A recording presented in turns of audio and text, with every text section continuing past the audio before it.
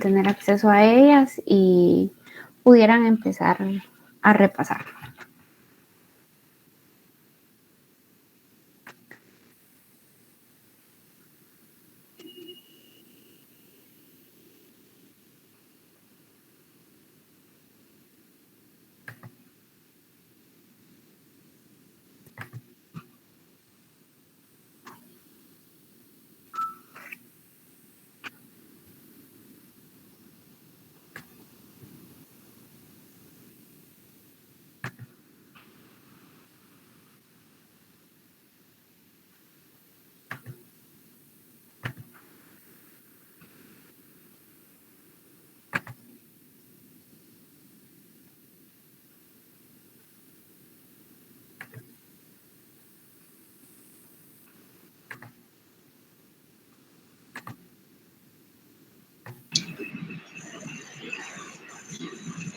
Licenciada, buenas tardes.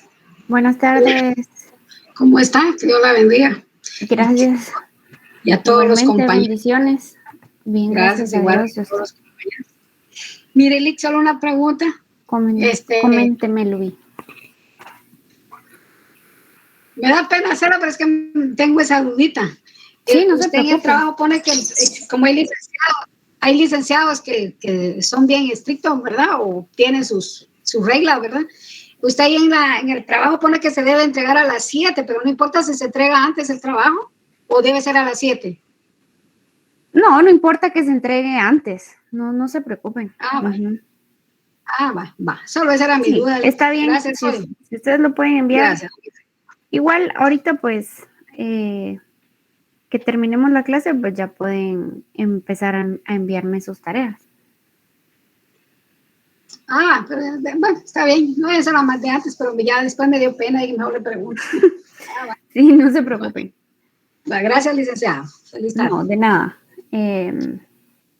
Bueno, si no hay ninguna otra duda o comentario en relación al examen, al trabajo, pues vamos a empezar a ver lo de la subasta voluntaria.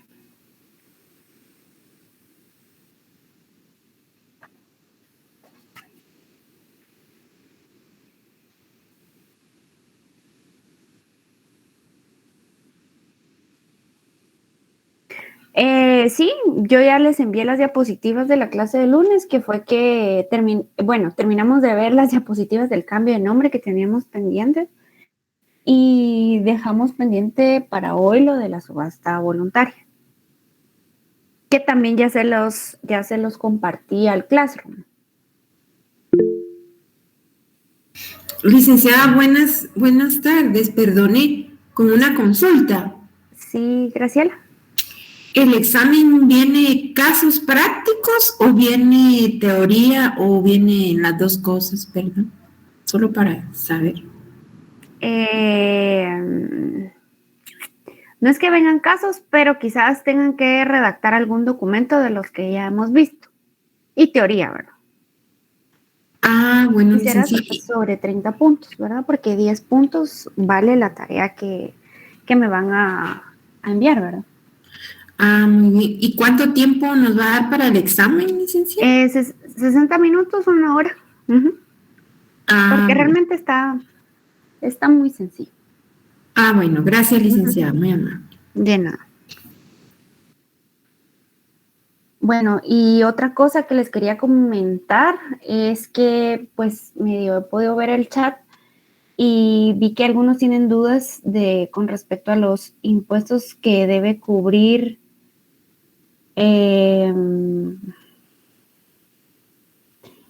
se deben cubrir en los documentos que tienen que ver con la tramitación de jurisdicción voluntaria que hemos visto.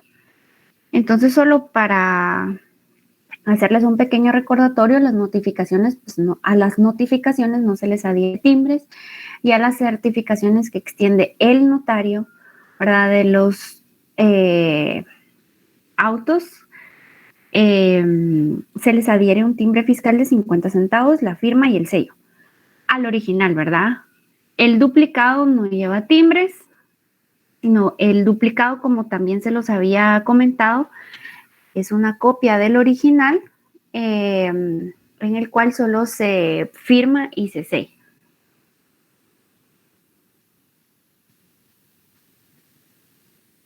Por supuesto que les va a alcanzar 1 hora, compañeros, para hacer el examen, porque no va a ser mucho.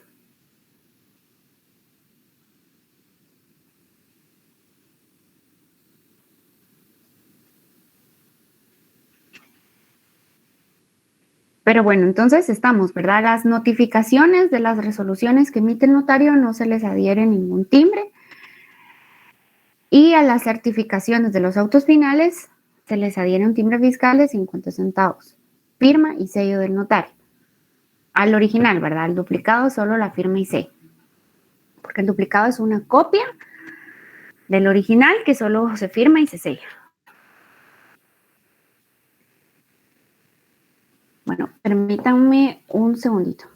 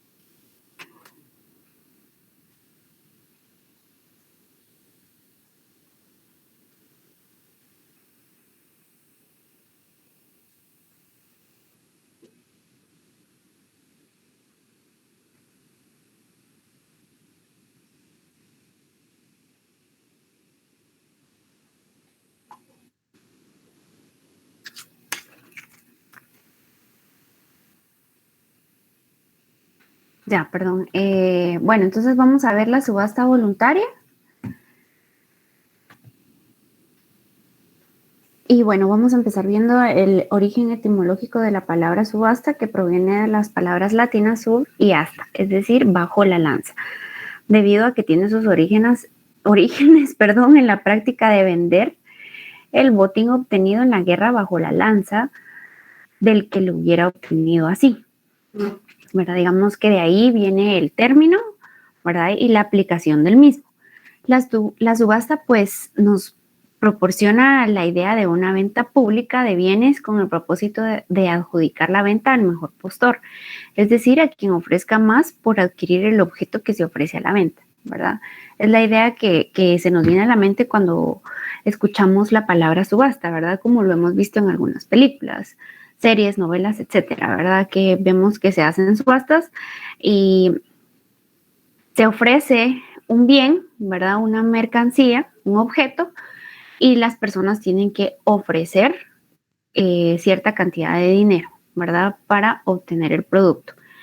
Y desde el punto de vista judicial, la subasta se asocia a la venta pública de bienes que se ordena por un juez, debido especialmente a una ejecución forzosa, es decir, cuando se obliga a un acreedor por la vía jurisdiccional a que cumpla con una obligación, especialmente líquida y exigible, la cual, al no poderse pagar directamente en dinero, se establece como alternativa para hacer efectiva la venta pública de bienes del deudor, a efecto de resarcir al acreedor con lo obtenido de la venta hasta por el monto de lo que representa su crédito frente al deudor. Esta, pues, sería la subasta forzosa judicial, cuya regulación se encuentra en el procesal civil y mercantil, Decreto Ley 107, ¿verdad? Entonces, la subasta puede ser judicial y también puede ser notarial, y cuando es judicial es cuando acudimos al juez, ¿verdad? Para que él sea quien lleve a cabo toda esta tramitación para poder cumplir con una deuda que tengamos con algún acreedor. Por lo general sucede con los bancos, ¿verdad? Tenemos un crédito que nos ha otorgado un banco, pero ya no lo podemos pagar, ¿verdad? Y se recurre a la subasta, que es lo que hacen los bienes, ¿verdad? Hacen los bancos, ¿verdad? Como les decía, y ofrecen los bienes al mejor postor. Por lo regular se venden a menor precio del que está valorado el bien, ¿verdad? Porque prácticamente pues al banco no le conviene perder y bueno, el único que pierde pues es el deudor, ¿verdad?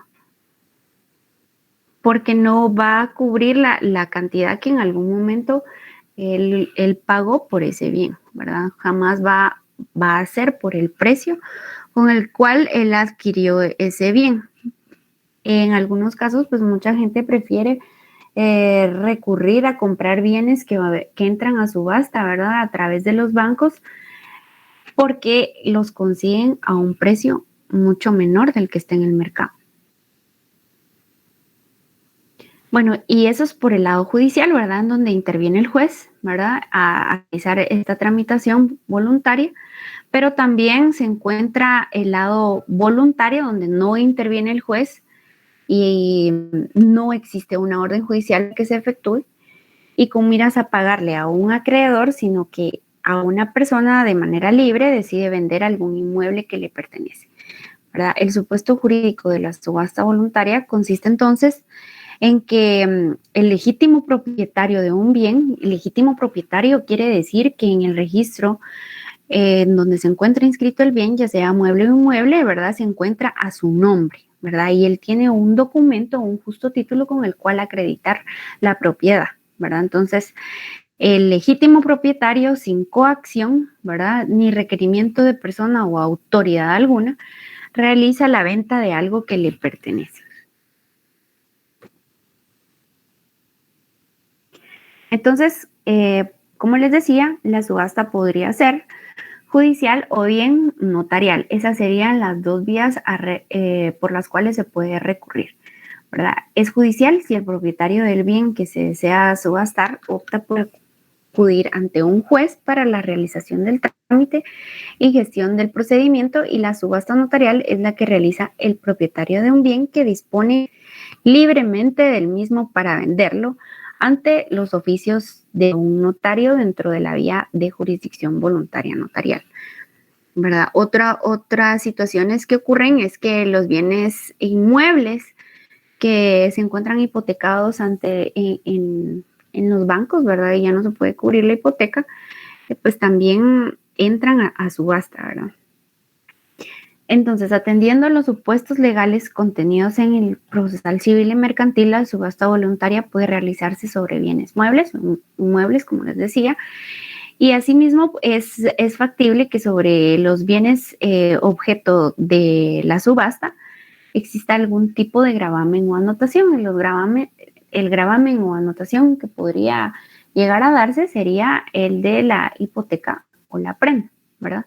Con base en todos estos elementos se puede afirmar que la subasta voluntaria constituye una alternativa al propietario, quien tiene una obligación que cubrir, ¿verdad?, con respecto a los bienes o bien que desea subastar, y opta por venderlos para poder cubrir esa obligación, esa deuda, ¿verdad?, a través del mecanismo de la subasta.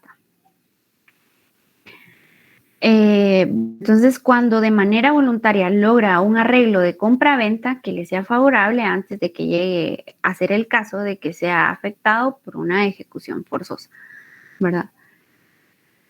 En la práctica, tanto judicial como notarial, la subasta voluntaria es un procedimiento poco, por no decir nada, utilizado. Sin embargo, su poco nulo uso no significa que sea inútil, ¿verdad?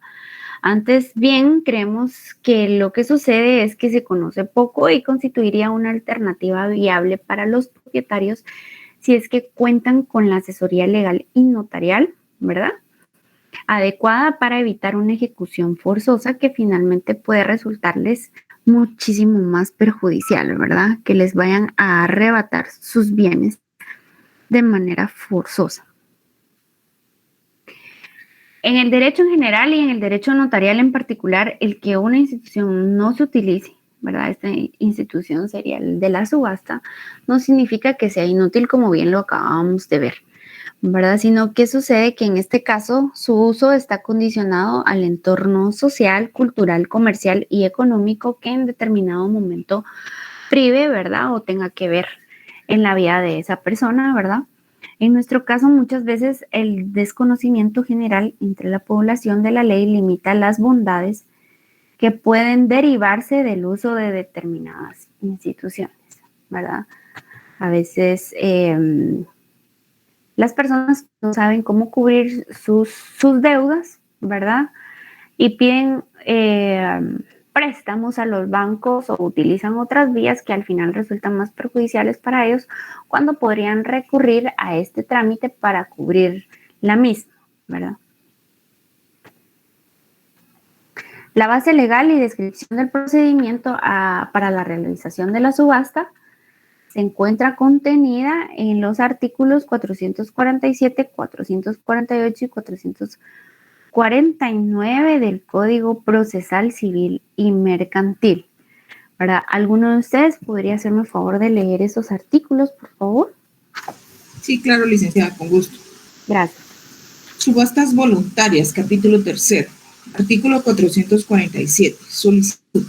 Para que pueda anunciarse subasta judicial voluntaria, deberá acreditarse por el que la solicite, que le pertenece lo que ha de ser objeto de la subasta y los gravámenes y anotaciones vigentes que aparezcan en el registro, debiendo anotarse a los que tengan intereses.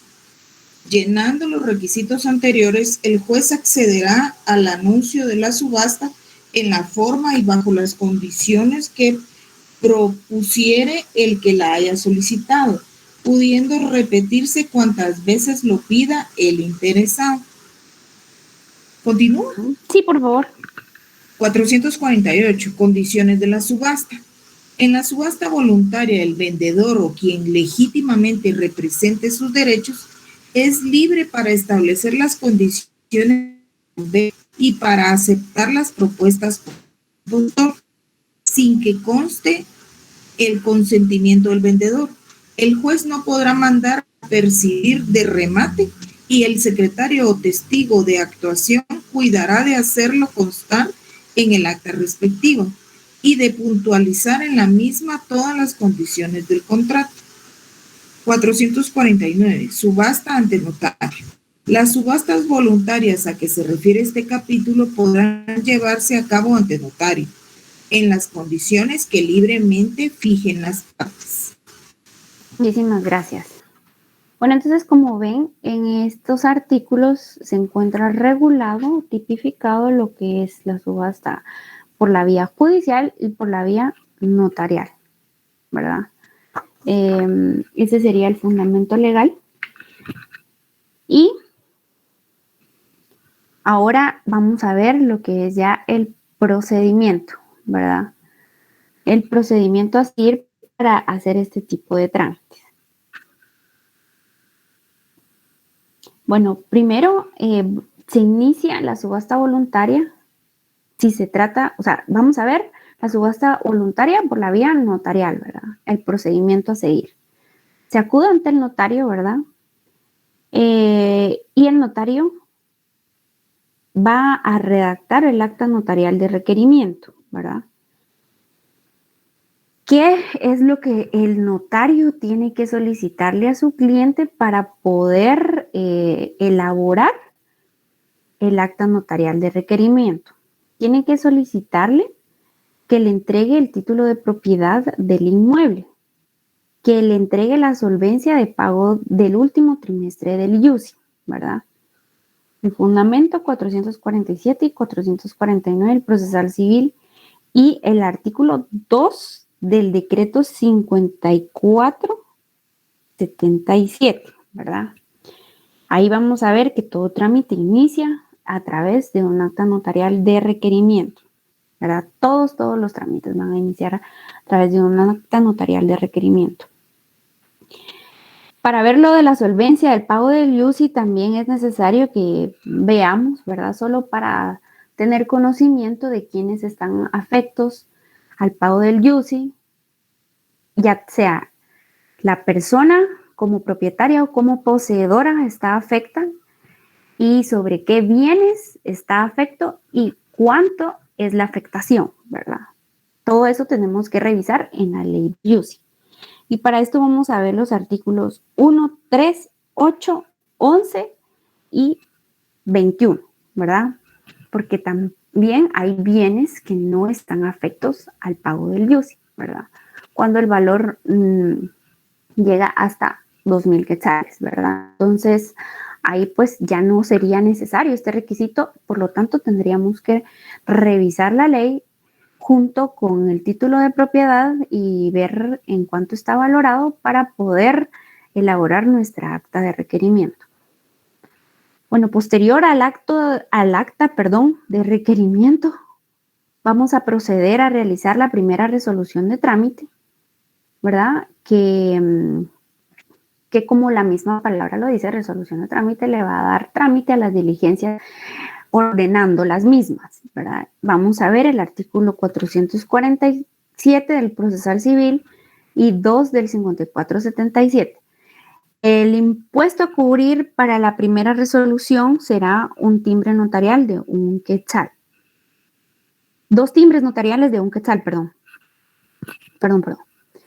Entonces tenemos lista nuestra primera resolución. Vamos a ordenar las actuaciones que subsiguen a esta, ¿verdad? En esta primera resolución y vamos, como todas las resoluciones, a notificarla, ¿verdad? A las partes interesadas. Entonces se notifica la primera resolución y para la notificación el fundamento lo encontramos en el 66 y 447 del Procesal Civil y Mercantil. Seguido a la notificación, que la cual, como les decía, no cubre ningún impuesto, ¿verdad? Es en un documento simple, el cual firma y sella el notario y la persona que se da por notificada, ¿verdad? Vamos a hacer el acta notarial de subasta. En esta acta, el vendedor va a aceptar o rechazar las ofertas que le hacen los postores. Si se acepta la oferta, el notario lo hace constar y especifica las estipulaciones del contrato, ¿verdad? Entonces, acá va a haber un acta notarial de subasta, ¿verdad? Que nos va a decir cuál es el procedimiento, cuál es el bien a subastar, cuáles son los postores, cuánto están ofreciendo, ¿verdad? Y si el requirente está aceptando el ofrecimiento y de quién, ¿verdad? Para que el notario pueda proceder a hacer la escritura traslativa de dominio para una compraventa de bien inmueble. Entonces, para esto vamos a ver el 1790 del Código Civil, ¿verdad? Entonces, aquí el notario va a hacer un acta notarial de subasta y seguido a eso una escritura traslativa de dominio. Va a faccionar y autorizar un instrumento público seguido al acta, ¿verdad? Una vez el notario realiza un instrumento público, como no solo es en este caso de subasta voluntaria, sino en otros de tramitación voluntaria, ¿verdad? De jurisdicción voluntaria, tenemos también tener presente que el notario también debe de cumplir otro tipo de obligaciones previas y posteriores que tienen que ver con una escritura pública, ¿verdad? O instrumento público, ¿verdad? Tiene que ver que tiene que pedir otros documentos y tiene que dar avisos al Archivo General de Protocolo, cubrir impuestos, etcétera, ¿verdad? Entonces, una vez elabora su instrumento público, ¿verdad? Y lo autoriza, se cubre el impuesto del 3% si se trata de un bien inmueble, ¿verdad? De 3% de timbres fiscales. Y el fundamento, o esto lo podemos encontrar en el artículo 2, numeral 9 y 19 de la Ley de Timbres Fiscales y Papel Sellado Especial para Protocolos, decreto 3792. Bueno, entonces el notario ya hizo su escritura pública, ya cubrió los impuestos que debía de cubrir y luego presenta como siguiente paso, ¿verdad? El testimonio de la escritura con su duplicado al registro de la propiedad respectivo y remisión del testimonio especial, ¿verdad? Entonces, el notario hace su escritura pública y luego hace la copia fiel de la misma y la razón de ella, ¿verdad? Y ya con todo esto, pues, ya tiene su testimonio, el testimonio o primer testimonio que algunos notarios le llaman, ¿verdad?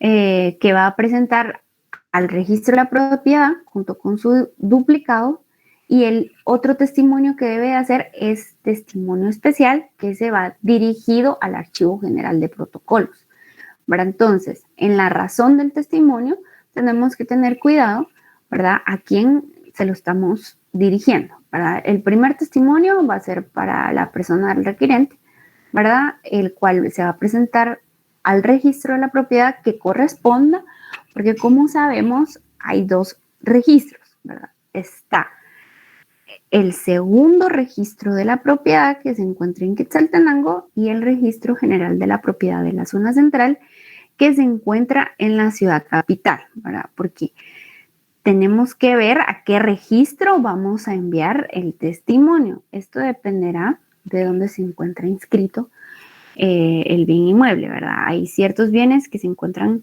inscritos en el segundo registro y otros que están inscritos en el registro general de la zona central, ¿verdad?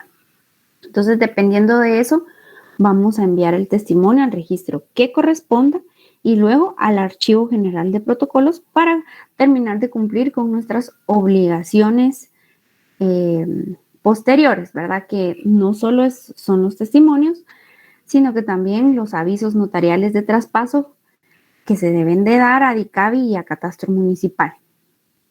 Luego de cumplir con estas obligaciones posteriores que nos manda el Código de Notariado a cumplir, ¿verdad? Para los notarios que realizan escrituras públicas, ¿verdad? Vamos a seguir con el trámite de jurisdicción voluntaria, cumpliendo con uno de los principios de la tramitación de la jurisdicción voluntaria, que es la remisión del expediente al Archivo General de Protocolos, ¿verdad? Que para esto, como les he repetido varias veces, pues no hay un plazo fijado o estipulado en la ley para hacerlo. Únicamente hay plazo para la rectificación de área, que son 45 días, ¿verdad? Y entonces este sería el trámite o los pasos a seguir para este asunto de jurisdicción voluntaria, que es la subasta, ¿verdad? Y bueno, eso sería básicamente lo relacionado a este tema. Licenciada, disculpe, fíjese que yo acá tengo el libro del doctor Neri Roberto Muñoz. Y en los documentos o los pasos que él tiene acá en la subasta voluntaria, solo para rectificar la primera resolución, pues es la que usted mencionaba. Esta tiene 2 timbres notariales de 1 quetzal cada uno. Ajá, sí. Y luego, permítame, subasta voluntaria, aquí está. Primero el acta de requerimiento. Esta tiene un timbre notarial de 10 y de timbres fiscales 50 centavos por hoja. Así es. ¿Verdad? Luego de eso está la primera resolución, que sería el paso 2. En la primera resolución tenemos los 2 timbres de 1 quetzal cada uno. Luego tenemos un edicto, según este libro, pero usted mencionó otro, el acta notarial de notificación, me parece, ¿o no? No, primera resolución. Vamos a ver, está el acta de requerimiento y luego primera resolución. ¿Cuál sería el tercer paso? Bueno, acta notarial de requerimiento, la primera resolución. Tercer paso, notificar la primera resolución, perdón. No, el edicto. No, les voy a explicar por qué. Bueno, qué bueno que me lo pregunto, porque aquí el edicto se hace de manera discrecional. O sea, es a consideración del notario emitir o elaborar el edicto. No es obligatorio, ¿verdad? No es obligatorio porque no tenemos fundamento legal para ello, pero para darle más certeza y seguridad jurídica al tipo de trámite que se está realizando, ¿verdad? Porque, bueno, pongámonos a pensar, ¿verdad? Es un bien inmueble. Puede ser que los bienes inmuebles se adquieran de formas anómalas y lo más conveniente o lo que le daría más tranquilidad a la persona que lo va a comprar es que se encuentre publicado porque, bueno, puede ser que le estén publicando a uno, subastando a uno un bien inmueble que es de otro, ¿verdad? Exacto. Entonces, para brindarle más certeza y seguridad a la tramitación, a este tipo de tramitación, por tratarse de algo de esta naturaleza, pues muchos notarios publican el edicto, pero queda a discreción del notario publicarlo, ¿verdad? Publicar el evento de subasta voluntaria a través de edicto. Okay. Esto no lo manda la ley, pero si ustedes tienen un esquema, lo pueden anotar como opcional. Como opcional, ajá. ¿Verdad? Okay. De eso pues no vamos a tener fundamento legal. Okay. Pero se puede hacer. Entonces el paso 3 sería la notificación. La notificación. Notificación.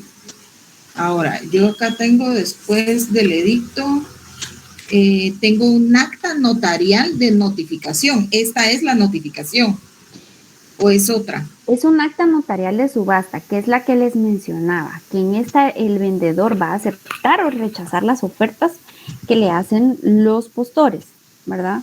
Entonces, en el acta notarial de subasta, el notario va a consignar que se tienen por aceptada la oferta que hizo Juan Pérez, ¿verdad? Ajá.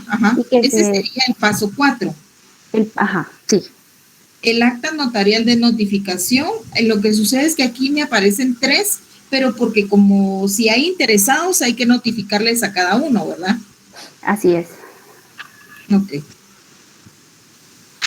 Y luego del acta notarial de subasta voluntaria, ahí sería lo último, o hay algún otro. Luego hacemos un acta y lo que procede es que la consecuencia de que se acepte una oferta de un bien es que la persona, el oferente, vaya a comprarla, ¿verdad? Entonces, el notario va a proceder a hacer una escritura traslativa de dominio, porque no podemos decir, bueno, voy a aceptar la oferta, pero ¿cómo pasamos el bien inmueble al nombre de la persona que está dispuesta a darme cierta cantidad de dinero por ese bien? Entonces, lo que procede es que el notario haga su escritura pública de compra-venta de bien inmueble y entonces ahí ya nos vamos a ver lo de las obligaciones previas y posteriores que conllevan el faccionamiento de un instrumento público. Claro. Sí, porque realmente esto es para solucionar la falta de dinero efectivo, ¿verdad? Exacto. Entonces no podemos decirle, bueno, sí, está bien que me dé el dinero y hasta ahí se queda todo, ¿verdad? Sino que tenemos que asegurar que esa persona va a tener una contraprestación. Claro. Y esa va a ser la entrega del bien inmueble y entregarlo ya a nombre del comprador, ¿verdad? Que la compró. Sí, muy bien. Gracias, licenciada. Ahí ya me quedó claro.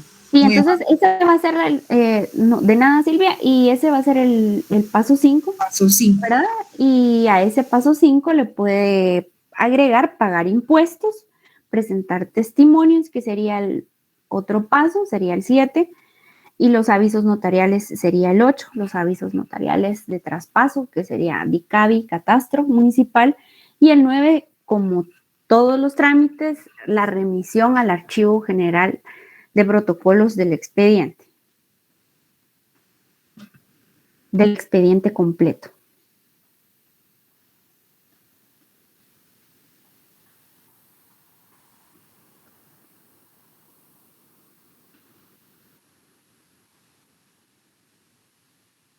Bueno, entonces, hasta ahí sería lo de la subasta. No sé si alguien más tiene alguna duda. Yo, licenciada. Sí, Lubi.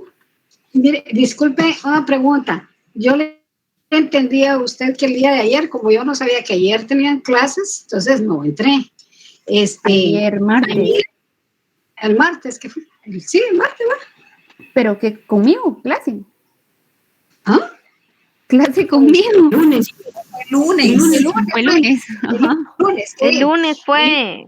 Yo no pude estar presente tampoco, Ligda, perdone. Pero, mire, en ese caso yo entendí que usted había subido lo que vieron ese día. Sí, está en el Classroom.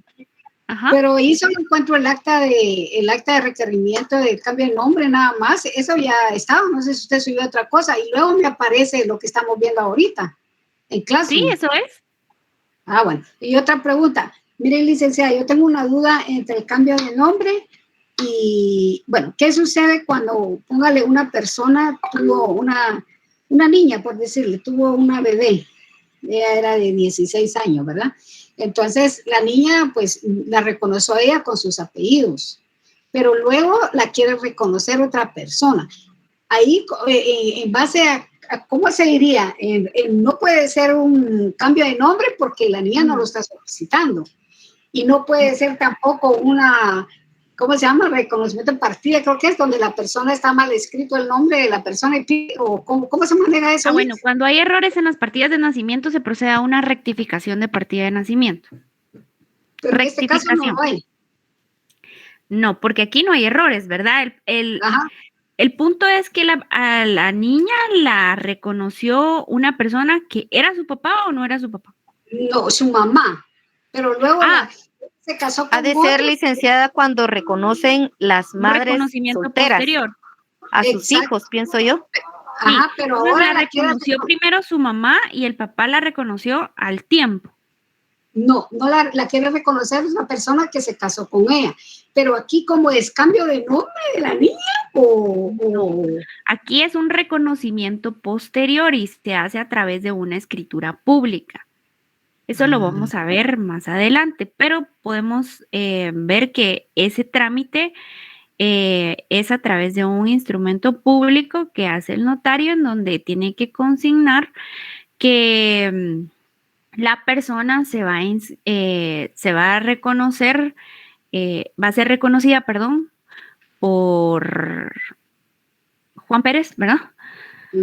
Quien es el padre de la niña, ¿verdad? Y además de eso se hace un pago de inscripción extemporánea, ¿verdad? Que RENAP lo solicita, pero no es ni rectificación de partida porque no hay un error en la partida, simplemente una inscripción tardía, ¿verdad? Y no es un cambio de nombre tampoco. Tampoco es un cambio de nombre, porque como lo vimos en el cambio de nombre no genera o no produce efectos en cuanto a la condición, estado civil o parentesco, ¿verdad? No modifica ninguno de esos estados, ¿verdad? Licenciada, disculpe, ¿y no sería adopción en este caso porque no es el padre biológico? Yo entiendo que sí es el padre biológico. No es el padre biológico. No es el... No, ella se va a casar con otra persona porque antes de reconocer a la niña mataron al papá. Entonces ella quedó viuda. La persona de buena gente va a reconocer al niño. Sí, digamos, de buena gente. Ajá, de bondadoso, porque sí, conozco un caso muy cercano de un amigo que reconoció de esta forma al hijo de otra amiga, ¿verdad? Ajá. Y como en este tipo de inscripciones, cuando se trata del padre, ¿verdad? No solicitan ningún documento que acredite que sí es el papá, ¿verdad? No le piden un documento que una prueba de ADN, por ejemplo. Ahí sí que los hombres que hacen eso dicen, yo soy el padre y así se inscriben en el RENAP, ¿verdad? Es diferente con la madre, ¿verdad? Porque se les pide constancias médicas de que ellas pasaron por el parto y todo esto, ¿verdad? Pero con el padre dice sí, el hombre dice sí, él es mi hijo y así, ¿verdad? Ya en este caso que se murió el padre biológico, pues no creo que vayan a plantear un juicio de paternidad y filiación más adelante, ¿verdad? Para poder votar este reconocimiento, porque ya se murió el padre biológico, entonces así procedería en el caso de la persona que usted me está diciendo. Pero en ese caso, pues entonces... Ahora ya no se necesita escritura ni nada, solo tiene que ir al RENAP con el señor y llegar los dos con sus documentos y con la partida de nacimiento del menor y ya lo inscribe como su hijo. Entonces le hacen la anotación y sale una partida de nacimiento nueva con el nombre ya con el nuevo apellido. Entonces ya no se necesita ni la escritura. Pero cuando el plazo que se fija para la inscripción es el que se encuentra en la ley, ¿verdad? Van los dos padres y es una inscripción extemporánea. Ahí irían los dos padres. Ahí no se necesita una escritura pública. Pero yo le entiendo que es en el caso en el que solo va la mamá. Sí. Faltaría que ser el reconocimiento del padre. Pero, Johans, el caso que usted me dice, van ambos padres a reconocer a su hijo, a inscribir. Sí, pero no, pero mire pues, cuando va la mamá sola y inscribe solo al menor, puede ir después la mamá y el papá a reconocerlos sin necesidad de escritura, no importa que de primero ya solo lo hagan. Pues no sé si para eso sí tengan plazo fijado, pero cuando menos, digamos, usted puede ir un mes después. Se paga una multa, como les decía, de inscripción extemporánea. Eso sí va porque va, ya sea por que vaya un padre o los dos. Ajá, pero la escritura no la piden. Pero Lick, en este caso... En el caso que van los dos, pero en el caso que, mire, en el caso que no vaya la madre y solo el papá lo quiera reconocer, tiene que hacer la escritura pública. ¿Pero qué es eso, Lick? Es que esa es la duda que yo tengo. Si no es reconocimiento, pero no es eso, ¿cómo se le llama ese proceso? Es solo un reconocimiento extemporáneo. Lo que pasa es de que al principio solo fue la mamá, pero ya está reconocido solo con los apellidos de la mamá, pero la segunda vez ya tiene que ir el que la va a reconocer y la mamá van juntos, y entonces ahí ya no hay problema, solo la reconoce y ya estuvo, no necesita de más. En el caso que vayan los dos padres, eso así se puede hacer, pero en el caso que solo venga el padre, ¿verdad? Y él solito quiera hacer el reconocimiento y donde la madre no está dispuesta a ir o no puede, entonces él lo tiene que hacer por esa vía. Licenciada, perdone, yo conozco de casos que ahora el RENAP los llama actualización de datos. Ajá. Que sí, la mamá lo inscribe en un inicio, luego puede ir el papá a actualizar los datos o juntamente con la mamá para que se le coloque al menor el apellido del papá. Sí, ustedes tienen razón, pero estamos hablando de que van a ir los dos padres. Entonces yo le estoy comentando a Luby que es en el caso en el que solo él está haciendo el reconocimiento, ¿verdad? Sin el consentimiento de la mamá. Pero yo creo que el caso que expone Luby, lo que está diciendo es de que el papá y la mamá, o sea, la mamá está de acuerdo, entonces los dos lo quieren reconocer, entonces pueden ir los dos. Sí, está bien, la mamá puede ir con el señor que lo va a reconocer al niño porque está de acuerdo, estamos en eso. El trámite se puede hacer como usted lo dice, ¿verdad? Sin escritura pública, pero les estaba comentando el caso en el que solo va el papá, ¿verdad? El caso en el que solo el papá interviene, que es el que vamos a ver más adelante, era lo que yo le estaba comentando. Pero esas serían las formas, ¿verdad?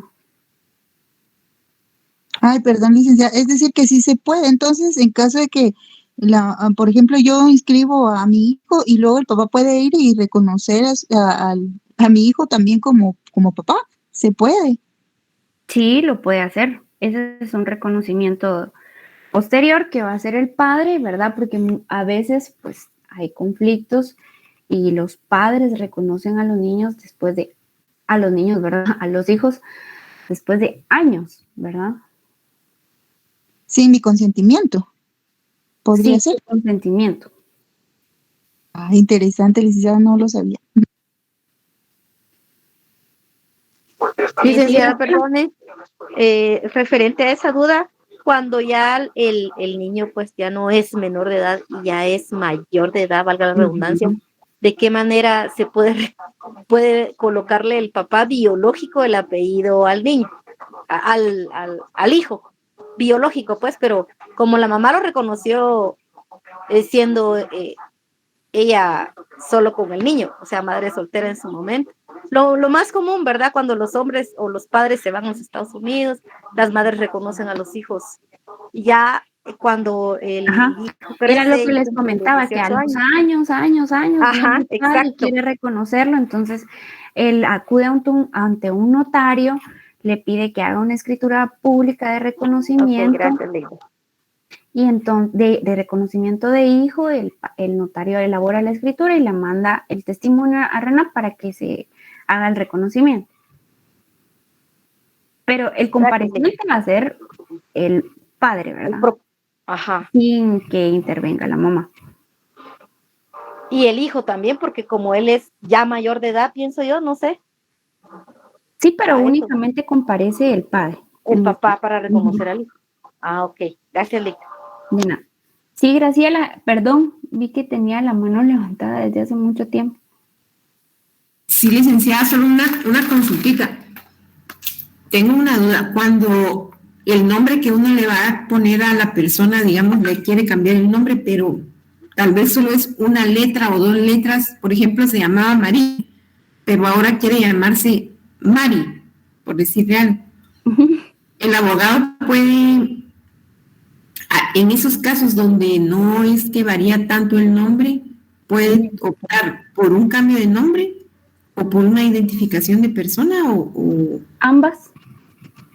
¿verdad que sí? O sea, de que... Ambas, porque puede ser que lo que ella quiera, es utilizar, lo que ella ha hecho es utilizado el nombre de Mari en varios ámbitos de su vida social, ¿verdad? En el trabajo, no sé, en ciertos trámites, en algunos documentos, etcétera. Ella se ha puesto como Mari, ¿verdad? Entonces le podría servir una identificación de persona. Pero ahora si ella apareció inscrita en algún documento como, en algún título como Mari, y el nombre era María y hay problema, entonces habría que hacer un cambio de nombre.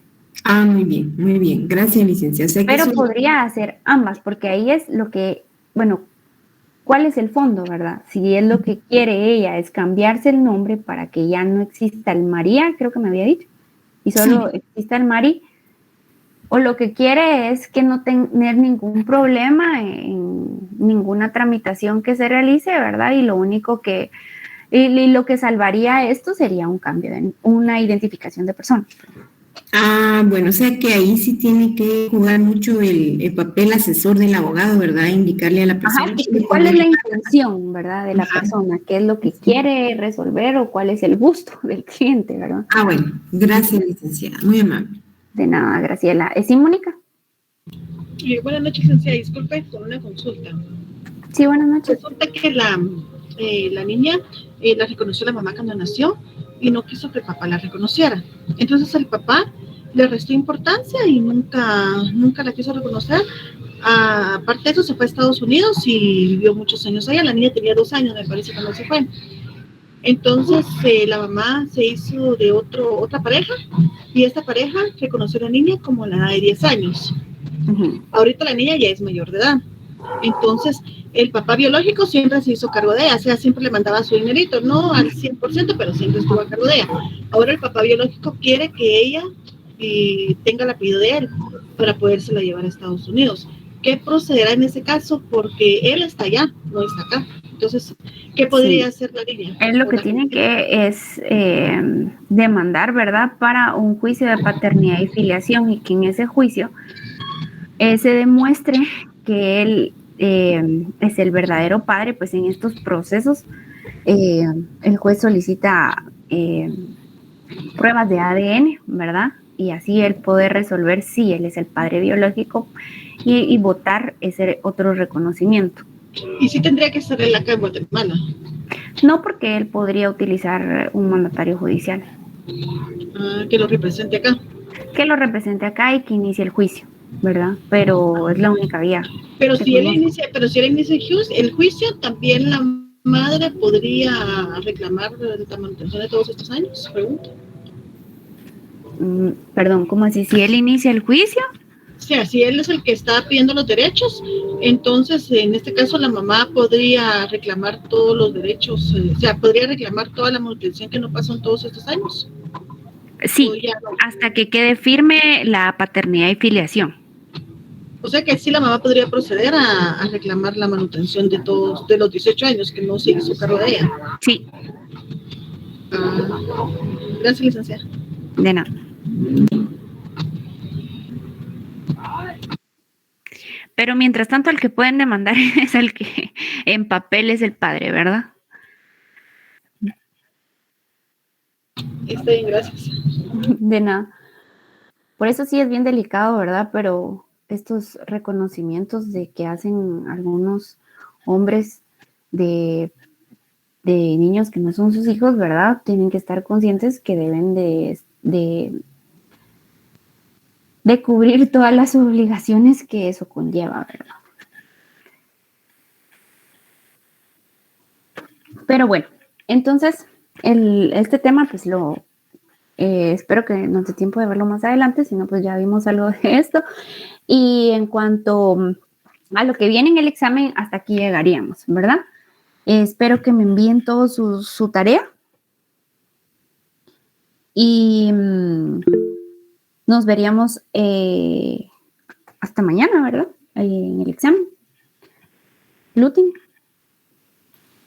Sí, buenas tardes, Lida. Perdón, fíjese que yo mandé como a las 6:30 mi tarea, pero aparecía ahí como envío tardío o algo así. ¿Será que no hay problema con eso? ¿A las qué, perdón? 6:30. Ajá. Perdón, licenciada, lo que aparece es entrega fuera de plazo, como la entregó antes. Igual me apareció. Ajá. Ah, bueno, entonces sí, no se preocupe. Yo les había dicho de que lo podían entregar antes, no tengan pena. Ah, bueno. Ajá, que lo pueden entregar antes, sí. Bueno, para los que ya lo entregaron antes, ¿verdad? Porque licenciada, disculpe. Gracias. Yo lo entregué hace 2 días, pero estaba viendo varios comentarios de varios compañeros que si no podía prolongar el plazo para poderlo entregar porque no les ha dado tiempo. Solo le hago el comentario por los que no lo han entregado, ¿verdad? Para ver si todavía pueden un poco más tarde, pero no sé. Pero sí, yo creo que la tarea no está complicada, ¿verdad? Teníamos muchos días mucho tiempo para elaborarla, incluso la Semana Santa, como dice Kevin. Entonces sí, tenemos hasta las 7 para entregar la tarea. Ah, bueno, yo le pregunto por los demás, yo sí ya la mandé hace 2 días. Ok, Johan, muchísimas gracias por abogar por los demás, pero sí, creo que tendríamos que ser conscientes, ¿verdad? De que si hubo tiempo, como dice Kevin, pues hay que marcar y fijarse prioridades, ¿verdad? Y que además de eso no era algo que tenía mayor complejidad, ¿verdad? Gracias, licenciada. De nada, Johan. Luz. Licenciada, buenas noches. Sí. Yo creo que la confusión está en que en la tarea en Classroom tiene límite de hora a las 6, pero en el texto, digamos, en las instrucciones decía a las 7. Entonces, a todos los compañeros que lo están enviando de las 6, en este momento, digamos, entre 6 y 7, les está saliendo entrega tardía, pero es porque el límite está a las 6. Ah, ok, perfecto. Entonces, ahorita si modifico eso, ¿cambia el estado? La verdad no lo sé, licenciada, porque como uno ya lo envió, yo lo que hice fue tomarle un screenshot de que lo había enviado antes de las 7. Y de hecho hasta le mandé un mensaje a usted ahí en privado diciendo que lo envié despuesito de las 6, pero todavía estaba en tiempo según las instrucciones, aunque en Classroom estaba marcado entrega tardía. Ah, ok. Bueno, si es así, no se preocupen. A mí me aparece la hora en la que enviaron la tarea. Sí, tiene razón. Dice 6. Lecta, buenas tardes. Sí, buenas tardes. Solo con una consulta, el examen de mañana, ¿cómo irá a venir? Solo es teórico o viene en ambos? No sé. Ambos. Va a venir algo de teoría y algo de redacción. Ah, bueno, gracias. De nada. Buenas noches. Buenas noches. Fíjese que yo tengo un problema con subir mi tarea. Yo ya la hice, pues no carga en el sistema. Porque Mándemela a mi ya correo. tengo bueno, está bien. Solo que me lo indique, por favor. Al correo del Classroom, por favor. El correo del Classroom. Bueno. Y todas las cosas. Fíjese que la compañera, ya tuve el mismo problema. Vaya a mandar el examen y será posible que o alguien que me pueda si es posible que lo pueda, que no mucho la escucha, se escucha como se escucha así como cortado. Que como no abre algunas cosas. No, Bueno, yo es que mañana no me abre el almacenamiento, ya que está lleno, he tratado de liberar, pero no. Se escucha como cortado. No, no le entiendo casi nada. Licenciada, disculpe, fíjese que yo tuve el mismo problema, pero yo lo que hice fue que lo convertí a PDF, entonces en PDF ya me lo cargó. Como usted dijo que nos dio la opción que podíamos también subirlo a PDF o en cualquier formato. Perfecto. Y ya me lo aceptó, entonces es porque el Word cuesta mucho que suba. Entonces, solo es de convertirlo a PDF, lo guardan en el escritorio en PDF y ya lo puedes subir como PDF y así ya carga. Ay, gracias, Mónica. Entonces, hagámoslo así, conviértanlo a PDF y cárguenlo el Classroom. Sí, licenciada, que lo hice cargando de las dos maneras, pero tampoco lo sube. Bueno, entonces, para las personas que no lo logran cargar, por favor, enviarlo al correo del Classroom. Y me escriben ahí al apartado donde están las especificaciones de la tarea, ¿verdad? De que ustedes enviaron su tarea al correo. Y si pueden gracias. una foto, ¿verdad? Y subir esa foto de que ya se envió al correo. Está bien. Gracias. Ya, buenas tardes. Sí, buenas tardes, Gabriel. Fíjese que a mí me costó subir la tarea y que cargara, entonces me tocó anular otra vez y volverla a modificar prácticamente en PDF para volverla a subir, entonces ya me apareció como envío tardío, no sé si eso me perjudicará, licenciada, disculpe. No, a todos los que les aparezca envío tardío, no se preocupen, eso no va a afectar su nota. Gracias, licenciada. De nada, Gabriela. La última cuestión, disculpe, licenciada. Mire, fíjese que en el acta de requerimiento yo utilicé 2 hojas, entonces le puse dos sellos de 50 centavos, entonces no sé por qué es lo correcto, ¿verdad? Pero 2 sellos. no sé.